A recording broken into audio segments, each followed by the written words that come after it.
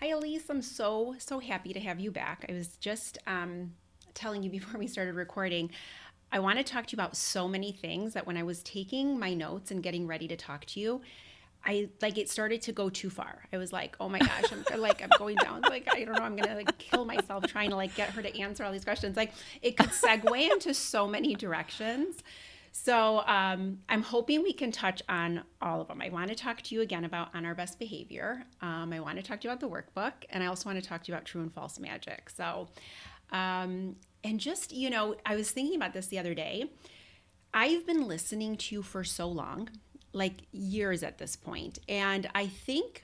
I mean, I know this if I'm going to put like my clinician hat on for a second. I say words that you say, and I say them the way you say them. And I realize it because my ear is so trained to pay attention to people's cadence and resonance and the way they talk and the sounds they produce and whatnot.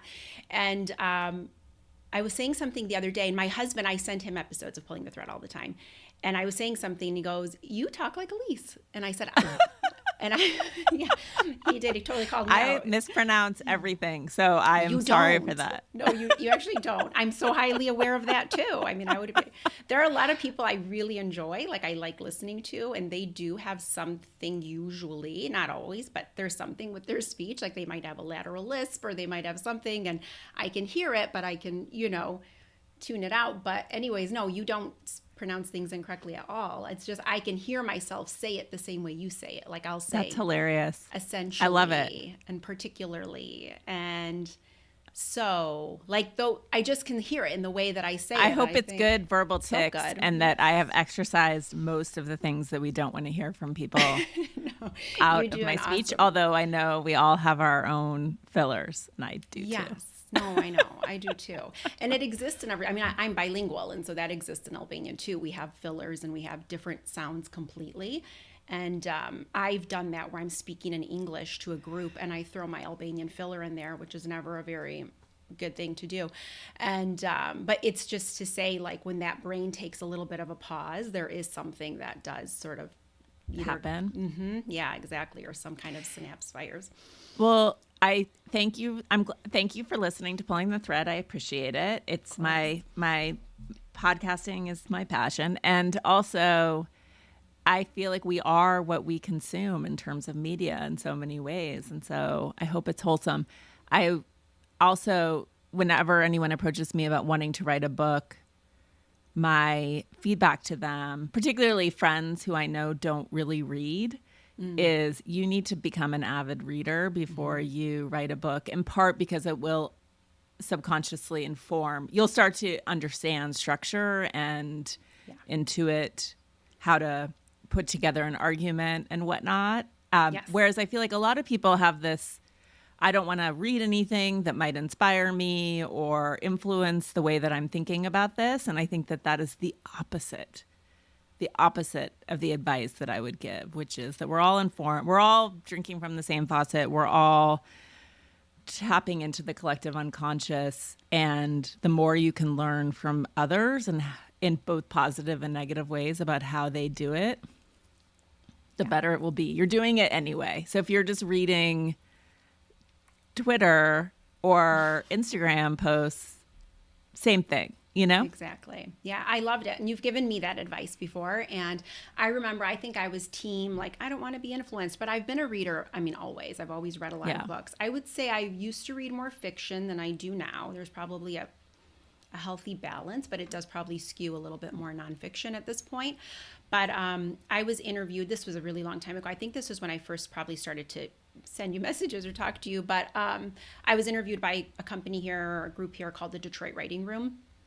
And they had asked me, like, what's been your best writing advice, to share 3 tips for, future writers or writers who are interested in growing their a career in it. Not that I have that, but I ended up putting yours in there about like being an avid reader and really just allowing that process to inform you, not necessarily to, hijack your ideas or make you take someone else's ideas and kind of position them as your own, but just in a way of seeing, like, how does somebody express that thought? How does somebody clearly explain an idea where it really lands, and you can take that and then apply it to the context of your own life. And so I really appreciated that, and I can't remember what the other two pieces of advice were from other people. So yours stayed. So that lived Oh, good. somewhere in the Detroit Writing Room's publication. Yeah.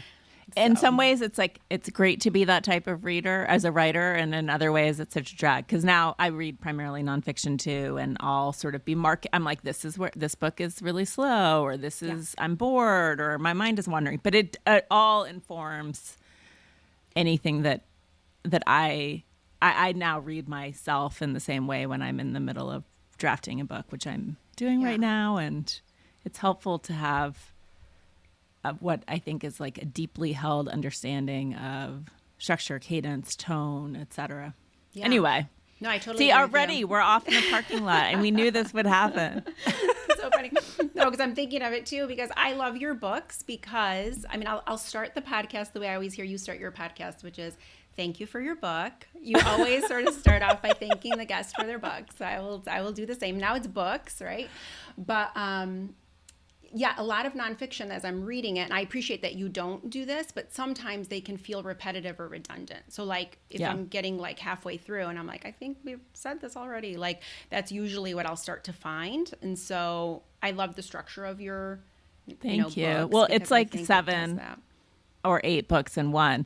In part Yeah. because often, as you're saying, you read books, particularly books from really popular authors where there's financial pressure on them to sort of release at a cadence that doesn't necessarily benefit the reader. They're just writing too fast and too much. And there are a lot of books out there that really should be an article Yeah. and or a really Amen. substantive blog post, and there's not enough there to hold 300 pages. I do the opposite, which is I try to pack so much in that it can be a little overwhelming. And so a lot of the advice from my editor is slow down and fully unpack everything before you move on to the next idea. But Yeah. I'd rather, bang for bang. People don't have a lot of time, so I'd rather just give them as much as I can. Yeah. I love that. But I also think that's like your probably your zone of genius to some extent, because I think you have the capacity to take in a lot of information and to really make it make sense. So, like for people like me who are reading it, you can, I have even in my notes as I was thinking about, some of the things the ways that you've impacted me in the book on our best behavior is like you just have this tremendous way of like pulling the subtleties in culture, in society, and they're those subtleties that we subscribe to, without really realizing it, but they also have such a big impact on how we live, how we make decisions, how we proceed in life. And so I appreciate that. So I think that also comes from the place of like being able to take all that information, and then I think what you can do is like kind of distill that down to like, if the person reading this, what is the takeaway? That's how I always feel, at least. I don't know if that's your Thank intent when you. you're doing it, but that's how it feels. Yeah. I So do it's think that always is helpful. that is my thing, is not only synthesizing, but reading. I read such a wide range of things and authors and have so many curiosities that I like to pull all of these disparate ideas together into a single framework. And then, as you said, I think what I'm really up to and what I'm starting to understand that I've been up to is making the unconscious conscious. And for many of us, what's unconscious is the way that culture informs how we show up in the world. And we would say, oh, I'm just sort of doing what's expected. I'm just sort of doing, and we think that that's natural, quote Yeah. unquote, or sort of our biology or how it's supposed to be.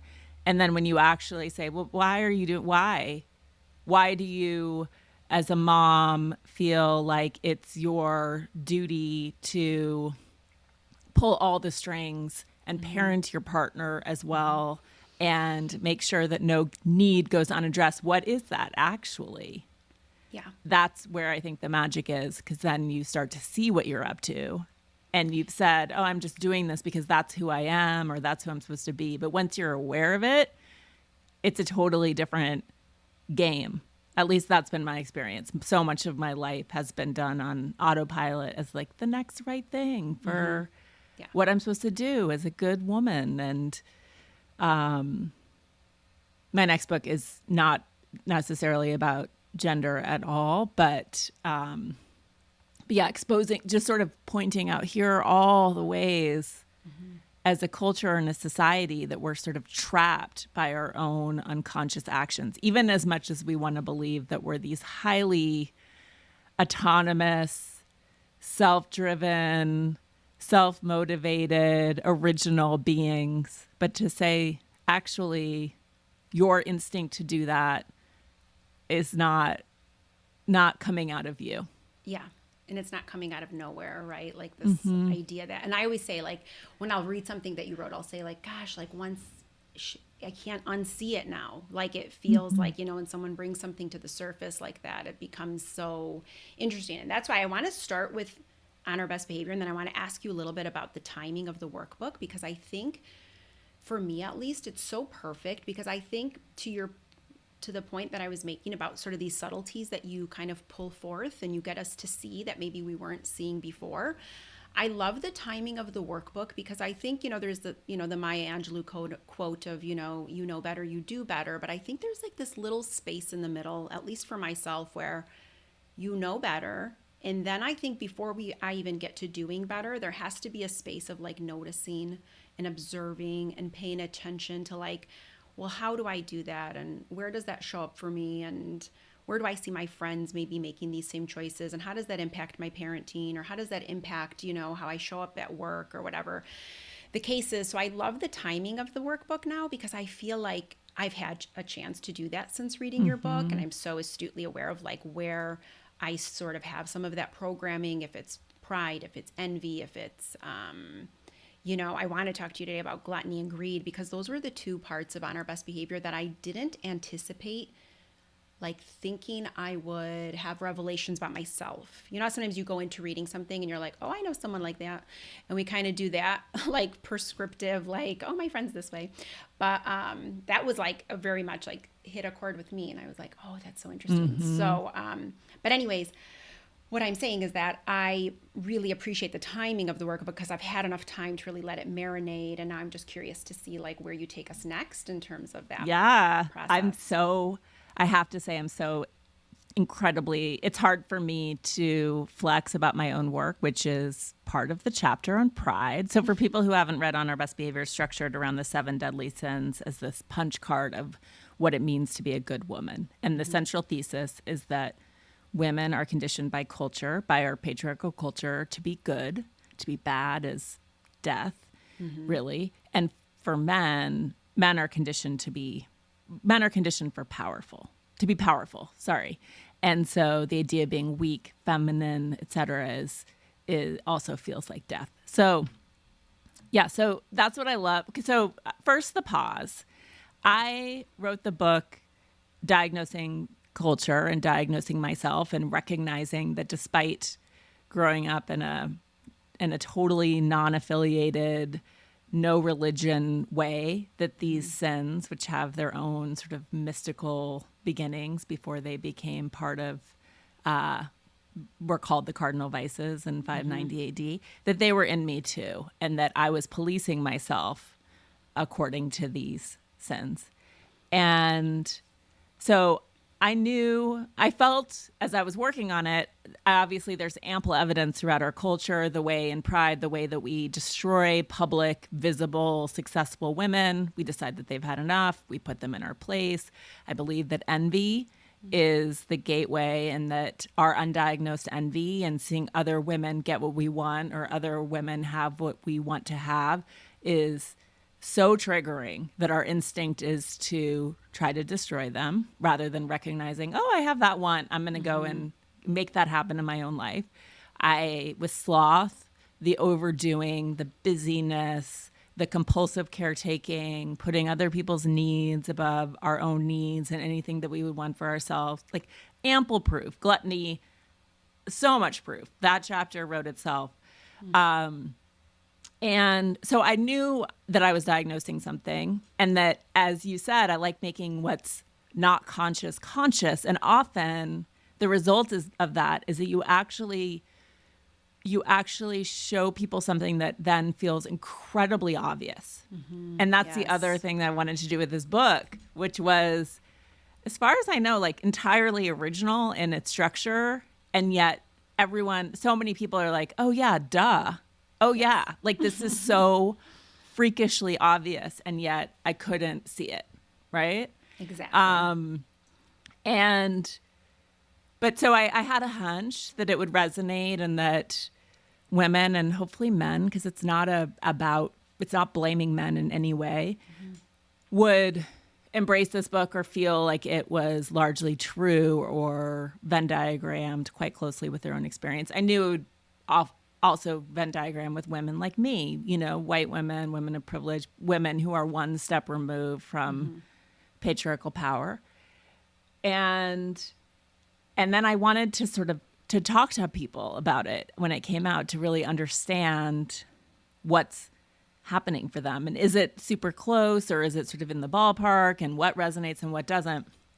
And it came out in 2023, May of 2023. And as you mentioned, there's a workbook coming out in July called Choosing Wholeness Over Goodness. And I've been working on it for a while to answer this question too of like, well, now I recognize this, but what do I do here? Like, I want to do things differently. How do I move forward? And certainly people have figured out ways to move forward on their own. But I wanted to do, often within the workbook world and book publishing, it's like ask some questions, staple some empty pages together, and you're done. And I think that was the expectation of this workbook. Ask some provocative questions, get people to journal. And there's value in that, but really more often than not, workbooks are like a fancy version of a journal. Mm-hmm. This is not that. I'm just not capable of doing that. And so I worked on this with a woman who's become a dear friend who, her skill set is so complementary to mine and our interests are so similar that it's a little eerie. She is a coach and I very much am not a therapist and I'm probably too trepidatious around that. And I have a lot of respect for therapists, coaches and whatnot. I am not trained. I don't want to open up I don't know how to put people back together. I'm a good listener and collaborative listener, but I'm not that. And Courtney is. And so Courtney worked on this workbook with me and we had led this retreat together in Boone, North Carolina last year. And I just knew I didn't want to do it by myself because I'm not a therapist. And Courtney, we were talking about what we were going to do with this group of women for 2 or 3 days. And I was like, you know what? It's just going to unfold and it'll be great. We're all going to be together and we'll just see what happens. And she was like, I don't know. I think that's the best plan. Mm-hmm. And she rolled in. She created this whole process for the course of this weekend where we were interrogating our own stories about these sins and making them really big and visible. And it was amazing, I have to say. And it was so thrilling for me to sit back and be in the room and create the cultural context and be present, but watch her coach people. Yeah. And so then I asked her, I had been working on the workbook, but it was becoming like a little bit of a junk drawer of like, here are a bunch of tools for money. And here, that I've learned from all these incredible people I've interviewed on podcasts for the last 6 or 7 years, which would have been fine. But with Courtney, we turned it into this, it's called the core process. And so you don't need to have read the book in order to do the workbook. Oh. I sort of do a Cliff's Notes version of each chapter and set it up. And then we take you through the process. And then there are additional tools, shift moves for changing the stories. But even the process of recognizing, oh, this is a story I have, not a fact, but a story. Like one of my stories about money, for example, is if I accept payment from someone, then they own me. Mm. I just don't have good boundaries with consulting. I always fear that I'm under delivering. And so I totally overdo it. I'm way too accommodating. And then I'm exceptionally resentful and pissed, mostly at myself. But so that's a story. So that's the sort of thing in this workbook that I would work that story and understand what fear it's associated with, and how do I make it really big? How do I teach a class on it to a bunch of college co-eds to make sure that they also have that story? Because that's what we're doing to our daughters and our friends. And then if I'm ready to let that story go, how do I choose something else? And the thing about this workbook is that we have an infinite number of stories. So you just keep going deeper and deeper and deeper. And, yeah. Oh, I love that. I can't wait That to was get a my TED hands Talk. on Sorry. it. No, it was so good. I was like, oh my gosh, I want the book right now. Like, how do I get it? It's interesting because I love the idea of like, what are the stories we tell ourselves about ourselves? And I, just to piggyback on this, like in the context of parenting, when my kids were probably like close in age to probably what your boys are now, where they were like, there was some independence and there was this balance of like, how much do you let them do? How much do you stay involved? Where do you pull back? Where do you, jump in? And, I like innately, I think the majority of my life, I've been a very calm person. Like it takes a lot to really rattle me. I can let things go really quickly. I have a few things that I hold on to, but I'm working on it. But long story short, story is that I started to get really reactive with them, and it was so unlike me. And I was like snapping, and it didn't show up in like yelling or anything like that, but like I would be sarcastic, like in a mean way, like not nice. Like my son would say something, and I'd be like, "Wow, that was a great idea," like that kind of like bitey language. And so, anyways, long story is that I ended up saying to myself, like, "What are you doing?" Like I had this chance to sort of have this meta experience and observe myself. And I realized that there was like nowhere in those exchanges was there a built-in pause. Was I just not stopping for a second to even just say, hold on, like before you go on to that next comment you're about to make? And so I ended up creating this, what is now a 4-step process that I teach parents that I coach, is that it stands for pause, because that was the first thing I had to learn, and then acknowledge that I felt triggered for some reason. I mean, we're not reactive out of nowhere. Some nerve is getting pushed. And then I would respond. And then later I would reflect. And so in the reflection, and what I wanted to highlight, because I think it's a lot of what you're describing about the stories and what I tell parents, is that underneath any hyper reactivity or even under reactivity, I'm working with a parent right now and she's like, I'm just done. Like, that's how I feel. I feel like every time they do something, I don't even know what to do. So I'm doing nothing. And that's its own version of a sort of problematic reaction. And so underneath every sort of reactive pattern, I always think there's a story we're telling ourselves about ourselves that's rooted in some form of lack.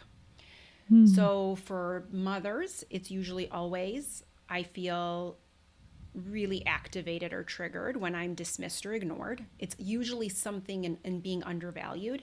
And almost always for dads, it is being disrespected.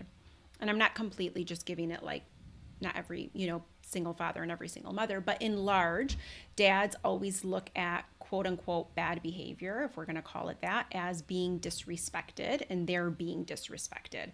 And they immediately have to shut that down. It like kind of to your point of like men are conditioned for power. It's like it almost kind of, pokes at that idea of like, you're not the most powerful one in the home if I can say this to you, or if I can treat you this way, or if I can have this type of, behavior. So it's interesting what you're describing, because there's always a story, right? There's always something we're saying to ourselves. And that's usually the thing that, like, how do you find that you and Courtney, like in that retreat, how do you get people to that place where they find the story? Because that's usually the hardest for me, is not, or I would say hardest for the people I'm working with, is like, let's get you there. Like, what is the thing that you're telling yourself? It's really powerful. And I think in the context of my relationship with my kids, so much of what I do for them is what I wish someone would do for me. And so when it's not, when they don't recognize that, it's enraging. So one way to do it is to, there's a practice in the book that's part of the process called facts versus story. And it's this idea that a fact is something that can be recorded on a video camera. It's just an undeniable reality. My husband walked into the room. Then there are manifold stories, right, that you can generate from that single fact. So let's say that my husband walked into the room after being out of the house all day and doesn't acknowledge me, right? So from that, I could generate a million stories. He's mad at me. He's an asshole. He's really concerned something terrible happened and he's distracted. He doesn't want to be married to me anymore. I'm always so overlooked and undervalued. I mean, you start to recognize the way that your mind can take one fact, a single fact, and generate a million. We're very creative, a million stories. And then suddenly you're off to the races, right? Where you're furious or scared or both. And so I think with parenting too, and you would be able, it sounds like you are much more adept at this, but that you start with that fact, like my child doesn't listen to me. So I have a son who has an auditory processing disorder and ADHD and who also owns AirPods. And so he doesn't listen to me in part because he is a delayed response to auditory. But it's like we forget that all the time. And suddenly you're sort of, again, off to the races with this, like, oh my God, I start spinning where I'm like, how is he going to succeed in the world? How is he going to function if he can't respond to external stimuli and move his butt, Yeah. Yeah. all of it. I have so so good. many stories, Yeah. right?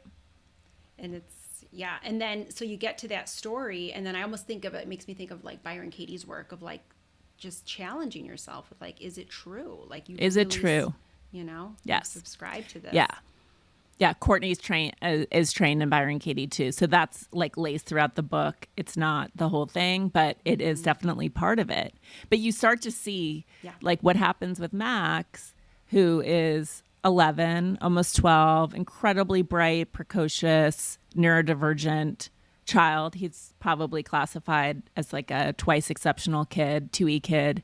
And he's just amazing. He's amazing. And I love being his mom. And I worry about his ability to function in the world. And I'm sure as part of natural maturation, he will get there and he'll have a job.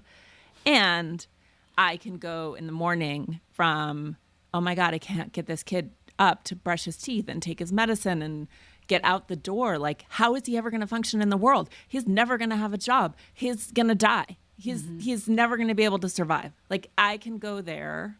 I'm sure a lot of parents listening can recognize in the span of 5 to 6 seconds. Yeah. And it's this existential fear of concern about his safety and security in the future. And what is he going to do when his mom isn't willing to get down on the ground and put on his shoes? Yeah. It's so honest and it's so real and it's so fair. I feel like this is like my life right now. And I work with so many families and I've worked with so many kids who are exactly as you describe your Max. There's something I think it's interesting. Like part of the magic, I think, in parenting is getting to the place where you can completely shed whatever it is that you're afraid of and just truly meet your child where they're at. Like just really meet them where they're at. And I learned this honestly when I started to work with neurodiverse learners. And it was because I have not listened to the telepathy tapes yet, but it makes me think of this. But I've worked with so many kids who are nonverbal communicators, and I was always given kids that had the complexities were much more than just usually one diagnosis. There was usually several things going on. And so I loved it for like the fact that part of it was like, it felt like a challenge and I kind of like that. But the other piece of it was like, those kids had no agenda. There was no effort to like impress me. They didn't care if I approved or didn't approve of something. I knew they needed support and I knew I could do it, but it was a matter of like, how do we bridge this right now? Like, how do I connect with you and how do I get you to trust me? And I think that was like, and when it's a child who doesn't communicate in a conventional way, I think you immediately start to panic and go like, well, how am I going to do this and this and this? And you just learn so much about how to really connect with people, even in silence, and how to hold space for a child who might really be emotional and struggling and can't even say what's wrong, but you just know how to comfort them in those moments. And you see so many parents do this. But to your point of like, when you're describing, that morning routine and feeling like, oh my gosh, like you have all these exceptional qualities, but here I am like trying to get you to just get your shoes on and get out the door, and what will become of him in the future. And we play fast forward is what I call it. But we do that so quickly. And I had a mother one time in a workshop ask me, her son was 12, I think at the time. And she said, I'm so afraid of like his independence because I can see like he just doesn't have good problem solving and decision making skills. And, the magnitude, like, how do I teach him that? Like, your choices matter so much, and that if you do the wrong thing, it can be really long lasting, and it can really, it can have all these devastating consequences. And how do I teach him that? And how do I get him to know that? And I said to her, I think you're not going to love my answer, but you're actually asking the wrong question, because what you should ask is, how do I create the space so that when he makes a mistake, he will come to me? Because it isn't that, it's not going to, it's like we want desperately to like bubble proof them and just send them out. And no matter, and I've worked with parents of kids who have ADHD and struggle in school and have other challenges and social challenges with it and things like that. And they'll say like, how are they going to make it in the world? And how are they going to ever hold down a job? And are they going to, be like this and be like that? And the truth is like, you just have to meet them where they're at. And the minute you start to play that fast forward game, just bring yourself right back into the present, because it always works out. Like, if you just wholeheartedly believe, and that's like usually like the end game is like just being able to tell yourself that and just rest in that assurance that like no matter what, it's all there. It's going to work out. Yeah. And as someone who was a performative child and seeking endless affirmation from the world and very driven, intrinsically and extrinsically driven, I also have to, I recognize my own story in that, which is this is what's required. Meanwhile, I didn't really, I in some ways had an amazing childhood, and in other ways, I didn't have Max's lack of awareness or concern about his future. And so then I have to question too, like, why am I trying to impose all of my existential anxiety on my 11-year-old? And why do I want him to be internalizing and obsessing over what he certainly can't control, and I can't control it either? So part of it is recognizing like the only way to do life is to do life. And as you said, be a soft landing and a place of secure attachment where he can come back once he falls down, and I'll always be there. And then he goes back out in the world and comes back again and again and again. But yeah, that instinct to try to control. And I think this is also, I'm sure it's true of the fathers you work with too, but women, because, and this is what Courtney and I find a lot, and when we work with women, and the reasons for this are many, but because women are conditioned for relationships and care and nurturance, and to make that so primary, where whatever we do in the world with our masculine energy is always secondary to this core primary caretaking. It just is. It's really hard to supersede that. And you can do both, and I do both, and yet there's this constant pull where you feel like you're neglecting somehow your primary duty as a woman. And men are not at all encumbered in the same way. And so what I find with women is that we're not conditioned to say what we want and to make that primary, and to say like, I'm going to do all of these other things, but I'm going to do them at 50%, because what I want for my one and wild and precious life is, yes, to be your parent, but also to express my gifts in the world. So you're going to eat a lot of takeout and it's going to be fine, and I'm not going to go to all your things, and I love you. That's just not really what you hear a lot of women saying, right?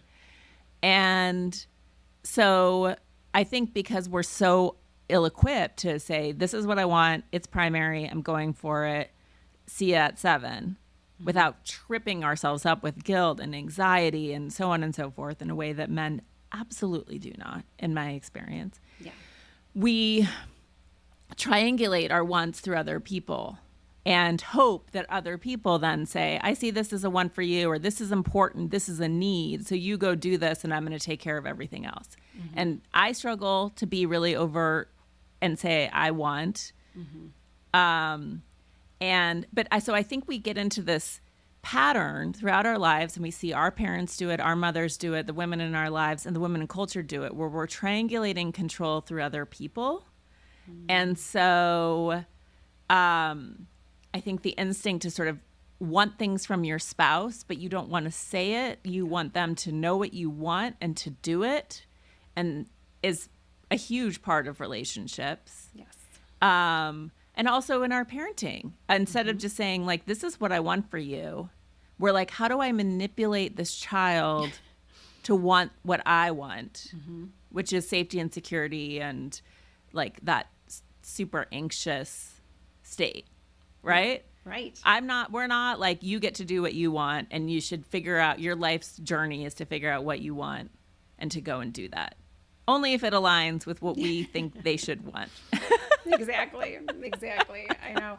I mean, it's interesting. My kids are older now, and it's so much of it is like, I have a little bit of a rear view mirror perspective on it. And I always tell the parents I work with, like, in some ways, like some of the things you're stressed about, I promise you, in the grand scheme of things, won't be that big of a deal. Like, they will be so small or insignificant at one point when you look back. But I understand that when you're in it, it feels very different. But yeah, I remember my son, he's graduating college now, and I was actually talking to him this morning about your book with Phil Stutz, because I said you should really read it, because he's at this like sort of crossroads of, well, now this part of my life is done and he'll be coming home, but I think he'll likely go to graduate school in the fall. And so he's having all kinds of, kind of mental things that he's going through in terms of like trying to make decisions. But what I was getting at was, when he was in high school, he's always been the type of student who learns really quickly and easily without a lot of effort, and not for anything. He was just kind of wired that way. And we noticed when he got into high school, like his work ethic wasn't matching like what he was understanding. And I think he just kept trusting and thinking that his ability to just process information quickly would serve him as it had done so up until that point. And a couple of times my husband and I were like, do you never have homework? Like, this is amazing. Like, everyone else we talk to, their kids have homework. And he's like, nope, I'm good. I did it in class, or. And then at one point, my husband's like, there's no way. And I'm like, I don't know. And then I said, you know what? We're not going to do anything. And he's like, no, we should tell him. Like, he's got to organize. He's got to show us. He'll just show us the assignments. Let's see and I said, we're not doing anything, because he needs to fall flat on his face for one marking period. And that will bother him. Now, I knew it would bother him. If it was a kid that maybe it didn't bother you, it'd be different. But it would bother him. And then he will learn how to structure his time. And it was the hardest, Mark, because we had to sit and watch this like happening in slow motion in front of us, because we were like, oh my goodness. And I had friends of mine who were like, but their grades and college and and their overall GPA, and it's going to be impacted. And I was like, it's fine. The lesson he'll get from it's going to be 10 times more important than whether or not he's a tenth of a point higher in his GPA. Like, it doesn't really matter. And it happened exactly like that. He totally it wasn't horrible, but he did not do well. And he was like, I don't think I'm managing this well. And we didn't even have to say a word. It was the best parenting moment of our lives. We're like, yeah, just, probably got to buckle in and just do the work. But had we sat there and like allowed that anxious part of us to take over, and that sense of loss of security, loss of safety, and he's not going to get into a good school, whatever that means, and yada, yada, then ultimately we would have just taught him that we'll micromanage any of these challenges for you. Just listen to what we're telling you. Don't problem solve. Don't think through it. We're going to have the answer. And I think as much as you can, like as tempting as that is, just resist it, because they will develop their own roadmap. It might not be your roadmap, but they'll find their way, Yeah. Or what I found too with Max in particular is sort of future stating for him and saying like, this isn't actually my problem. I'm paying for this, and I'll do everything I can to support this, because I think you think this is important, and but I can't. So for example, he had an Elf appliance to expand his palate. He's a lot of stuff happening in his mouth and jaw, and he was refusing to wear his nighttime retainer. And I love his dentist, is amazing. But essentially, like, together we were like, Max, like, you say you want this smile. Like, you say you want, to not have braces for all of high school. And we're here to support you in that, but we can't do it for you.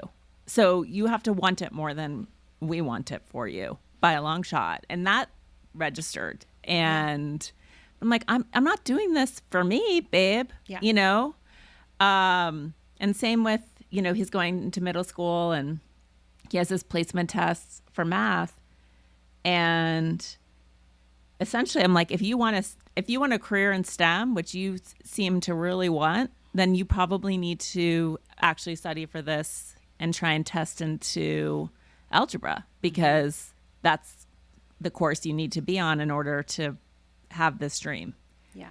That worked, you know, but Totally. like, I can't do it for you. I'm not going to micromanage you. I'll remind you because you need reminding, but Yeah. it's not my life, you know?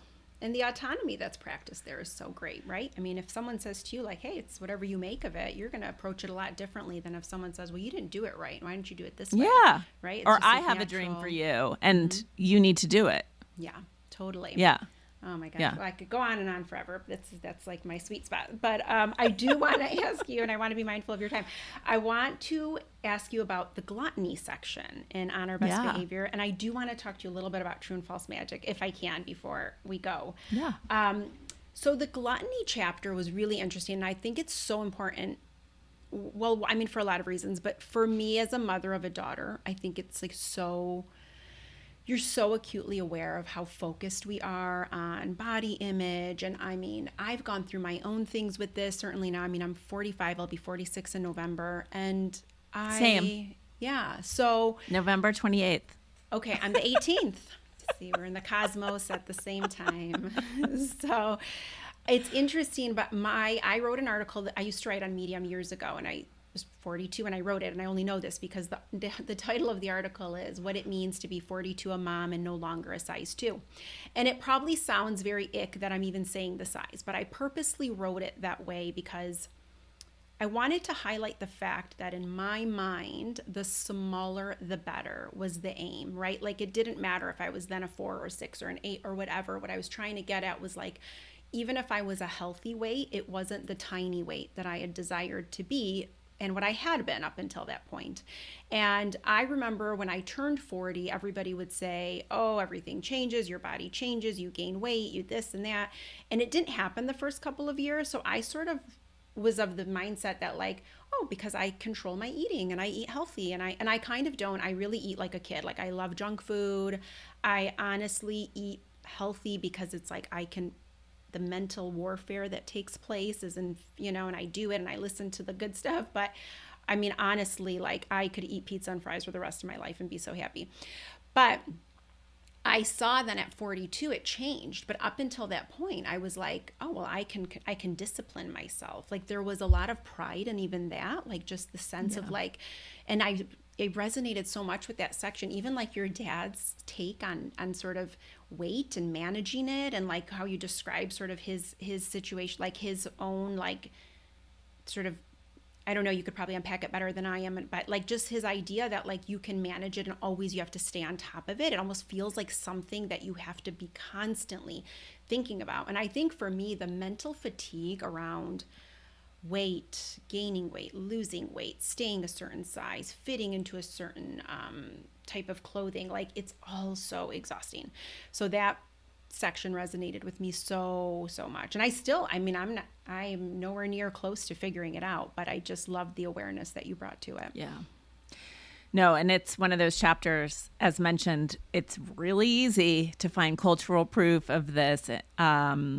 This feels so obvious. And yet, as you mentioned, it goes so deep, even for women like you or like me, to some extent, who have these complying, disciplined, Yes. quote unquote, good bodies, and the amount of energy and self-monitoring that happens as a result of just what we see around us, of what it's supposed to be like and what it's supposed to look like, and what it says about you when you quote unquote let yourself go, right? Exactly. And I was writing this book, we're the same age, and I, throughout my life, I'm very tall, so I can carry a lot of weight, and I've never weighed a small amount, but I've been able to wear, I've had a good body. although you don't really recognize it until you look back and you think, God, I looked good. And I still hated myself. And similarly, I just lost the ability to manage my weight or control my weight after after my second, but with COVID and whatnot. It just went out the window. And now I'm like, there is no way that I can get down to my sort of quote unquote heavyweight. This isn't a possibility for me. And so I've been doing a lot of work on just even that story about what I should weigh. And it gets to like, says who, and also who cares. And then I go into the self-defensive, oh, well, I'll just keep escalating and ballooning until I'm so large. I can't I just go into this insane space. Meanwhile, I still largely fit into my clothing, not all of it, but mostly. But I go into this, like, if I don't keep a rein on myself, it's going to get completely out of control. And it's really intense work. And again, like, says who, and who cares? I'm still incredibly active. I exercise all the time. I walk, I ski, I ride horses. But yeah, it's a hugely consuming conversation. And I would love to have all of the energy and time I spend thinking about what I'm eating and what I look like. And I find, I don't know if this is true of your husband, but my husband has never been thinner.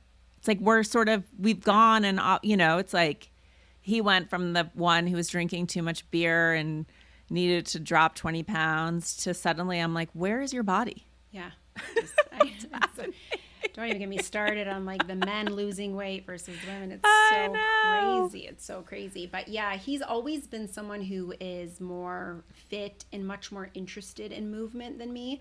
I am like, my knee-jerk reaction to almost all forms of exercises, I'm not doing that. And it always starts that way. Like he'll go, hey, we should go for a run. And I'll say, I'm not running. Like, I'm done running. Oh, running is terrible. Oh, it's so bad. And I used to do it, and it was like, everyone would be like, the runner's high. And I'm like, I don't have it. I hate it. So I've never had, I almost find like the older I'm getting, I'm just being gentler with myself. And I don't know if that's the right or wrong answer, what I'm supposed to be doing, but I kind of don't care. It feels that way. Yeah. I don't know. This, I think, is an LA thing, too. But what's also happening around me is that everyone is on GLP-1. Some people are microdosing them. Some people have been on them for years, long before people understood what was happening and why Hollywood was suddenly so thin again. Right at that moment when we were starting to sort of go into body neutrality or body positivity, or like, aren't there more interesting conversations for us to have?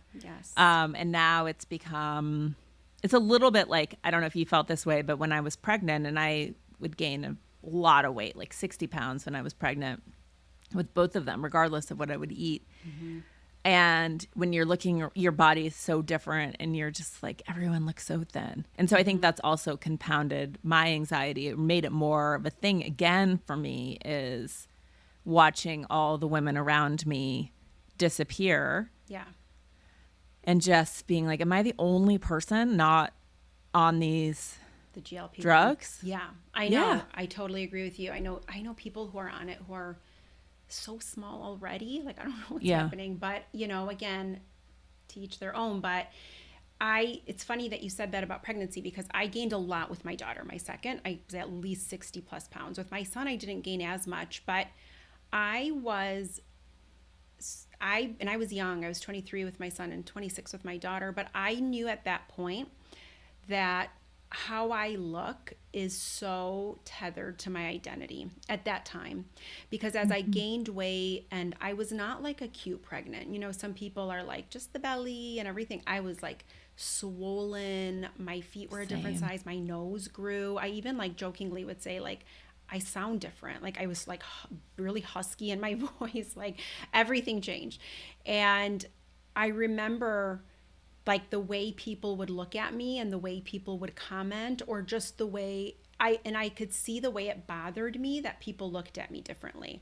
And I remembered thinking from that point on, like, I am so much more than how I look, and I have to continue to do the inner work. I have to continue, because this will go, right? Like, whether you're pretty, whether you're this, whether you're that, skinny, small, good body, no, it didn't matter at that point. It was like such an important experience.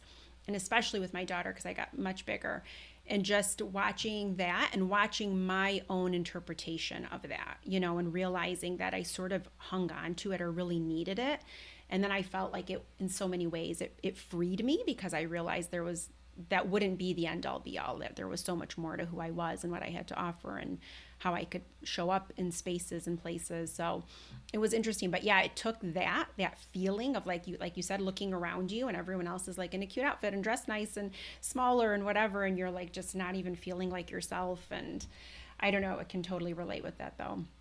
Yeah. And just that pressure, right, that people place on us all the time, and just how quickly you have to lose the weight after you have it. It's like you're never free of it. It's just exhausting. It's just really ugh. So anyways, I love that you included that. I think so many women in particular will see themselves in that part of the book, and it really spoke to me so much. And I, like I said, I think of it a lot, having a daughter too, and watching her. And I don't know the answer some days, I don't know. I try to guide her in a way that I think is right, but I mean, time will tell, It's every time I think Yeah. it's getting better, I'm not sure it's getting better. So that's sort of what I walk away with at this point. But can I jump into True and False Magic? Yeah, of course. Okay, so I love this so much. I think the duality in it is like not lost on me, and I don't know if this was intentional, but like the book is small, but it is so mighty, right? Like it doesn't take long in terms of like pages and length to read, but it's so big in terms of like what it can do for you and the part of it. So I'll let you kind of explain Yeah. sort of what True and False Magic is, and then I would love to share a little bit of like my reflections on it. Yeah, of course.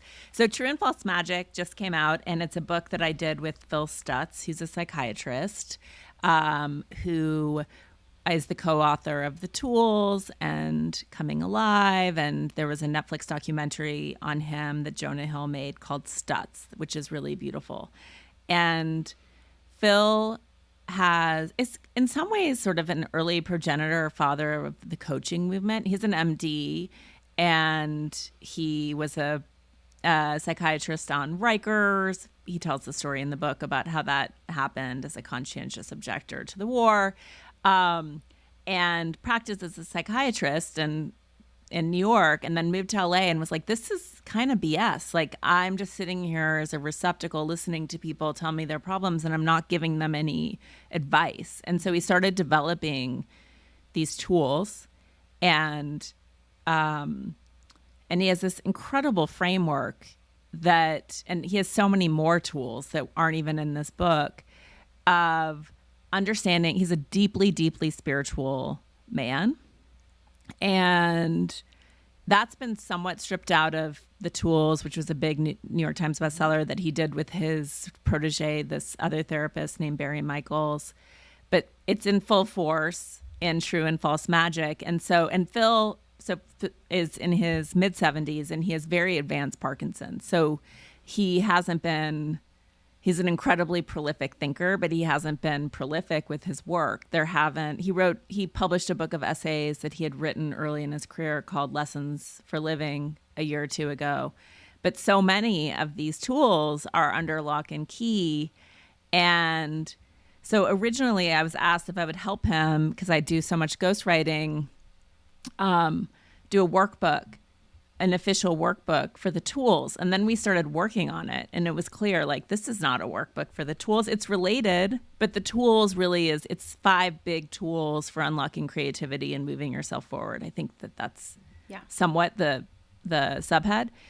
This True and False Magic is about Phil's conception and understanding of the universe and God, and how to put yourself in motion and find flow. And yes, it's absolutely about creativity, but it's not in the typical sense of, he works with a lot of big screenwriters and actors and studio heads here in LA. It's not really about that. It's like, It doesn't matter what you create. It's about engaging with life. And his and this is out there, people who know his work will know this, but he sees the world, the universe is divided into these three domains, these truths, these unavoidable realities that most of us spend our lives trying to escape and or ignore, or exonerate ourselves from these three domains, which are the need for constant work, pain, and the reality of uncertainty. And so in his work with people, many whom are sort of titans of industry, he writes about, he has names for everything, which are really beautiful, but like the realm of illusion, which so many of his clients before they would come to him would find themselves in. And the realm of illusion, again, is a place of exoneration where you think you've made it and everything's certain and you get to avoid pain and you don't really need to work anymore because you're an A-list actor and you get the best table in town. And what invariably happens in the realm of illusion is despair, because it's an illusory realm. And you realize as you get there, like there's no there there. Mm-hmm. There's no there there. The only there in life is to keep your life force activated and to stay in flow and to continue to create and move forward and collaborate with, he calls them higher forces. You can call it God. You could, call it your best friend, whatever concept you want.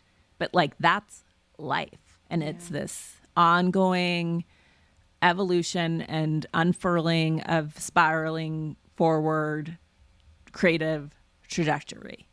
And that's what you want. And so anyway, so that's the meta structure of True and False Magic. And then it has a lot of sort of tools and stories from his practice about what he'd see. And like there's just so many small, even if you take a small bite, it's like there's one that's in The Need for Constant Work, I think, called The Law of Speed. And Phil writes about how what he would see is that more time that you take, actually this is an uncertainty because it has to do with making decisions, but that people obsess about quote unquote the right thing and the right decision. And that's sort of actually a bullshit premise. Like you just have to make the decision and then you make it right or it's not right, but you move forward. And so he talks about the law of speed as what happens when people become paralyzed because they're certain that they can prove out the right next step. And the more time elapses, the more confidence you lose.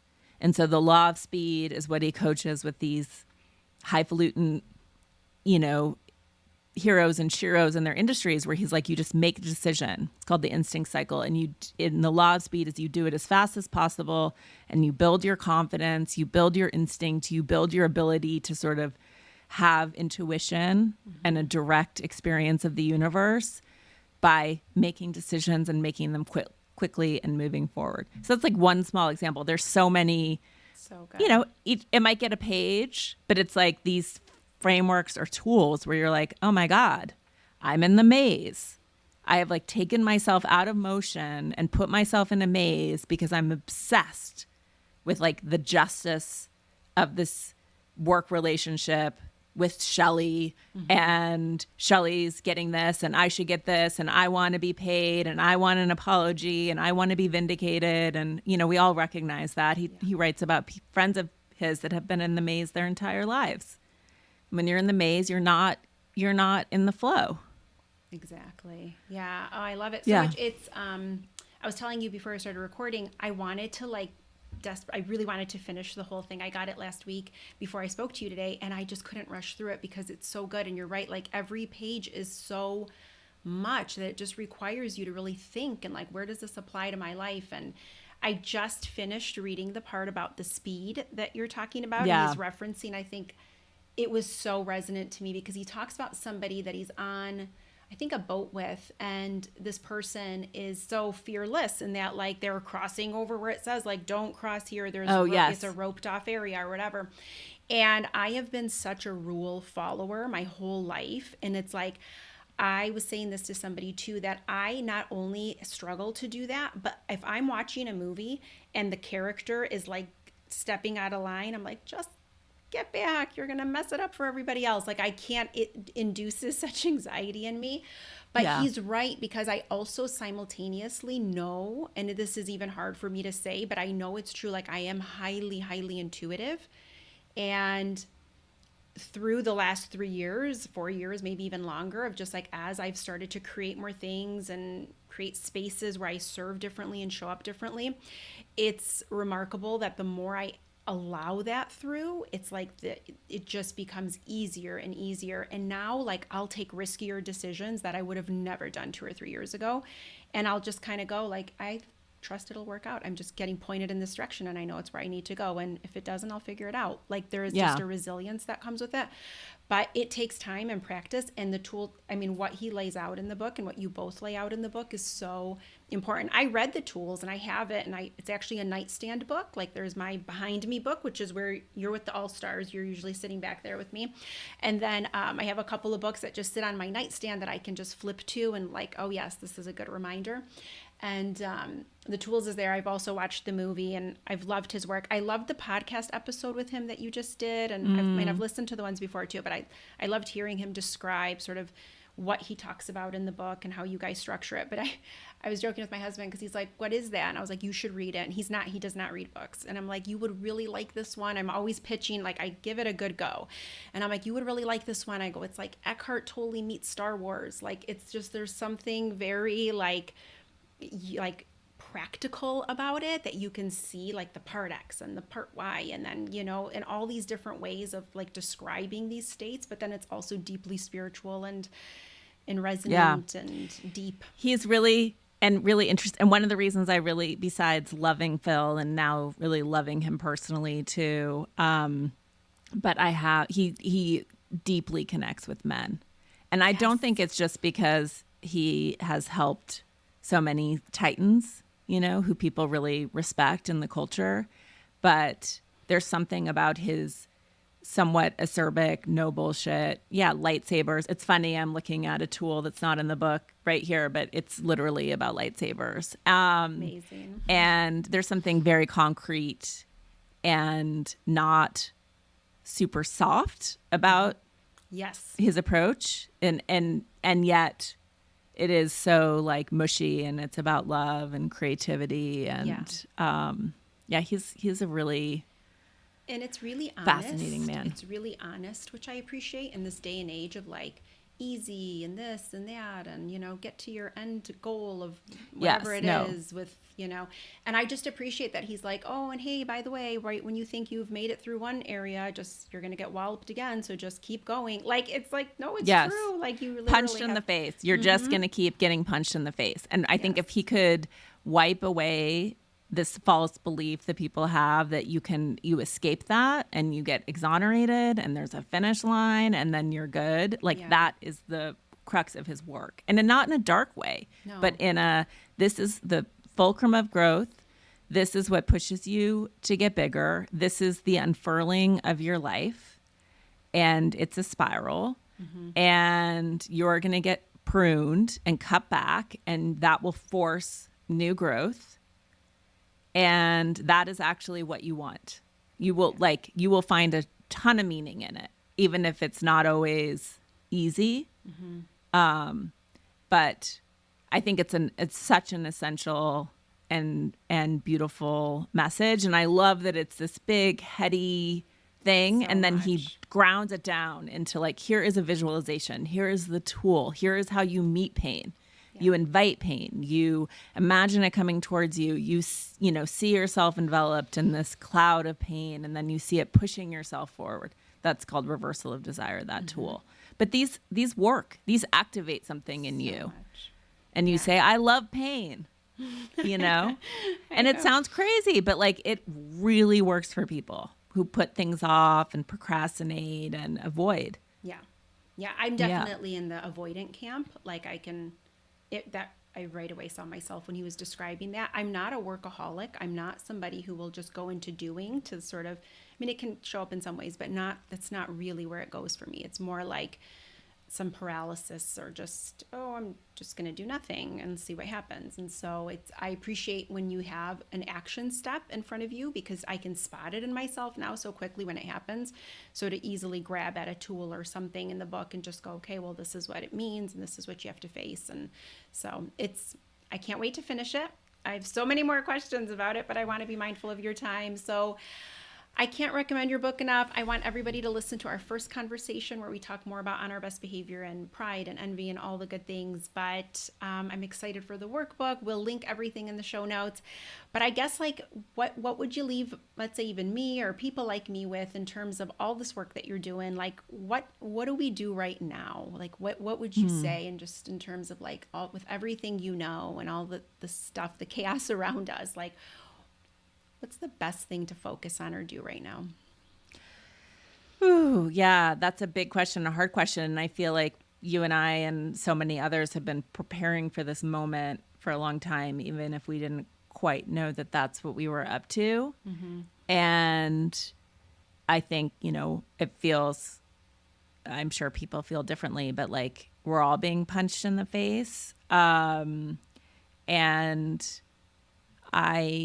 I think, I just had Richard Rohr on the podcast, which was So a good. life delight. But he, would write, he talks a lot about sort of, it's similar to Phil Stutz's work, about this universal pattern, the wisdom pattern through which we evolve and our cultures evolve, which is this ongoing cycle of, what does he call it? The, not repair, disrepair, Disorder. disorder. Yeah. Yeah. Mm-hmm. Order, disorder, reorder. Order, disorder, reorder. Thank you.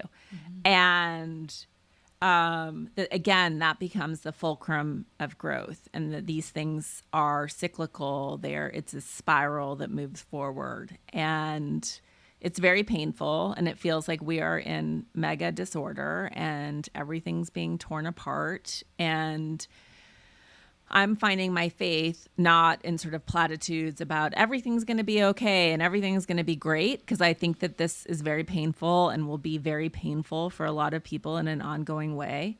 It's not what I would choose. It's deeply uncomfortable, and scary. And yet I do have faith that we will pull through this, and that the disorder that it's, having just gone through the fires in LA earlier this year, that forest fires, as unsavory and horrific as they are essential to a healthy ecosystem. And then the forest repairs and rebuilds. And I think that's what we're going through collectively and individually simultaneously, but that we've all been preparing for this unconsciously, and that we know this, we feel this as a pattern.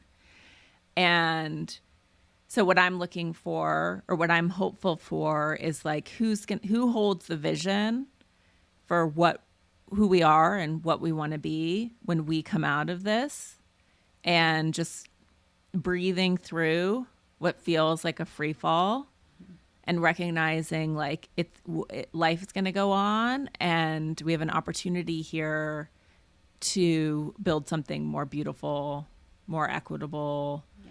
more loving Yes. in the aftermath. But the forest fire is scary. Right. And you just have to be in it. Yeah. And anchor down. So, well, Yeah. thank you, Elise. I appreciate your time so much. Thank you for being Thank here. you.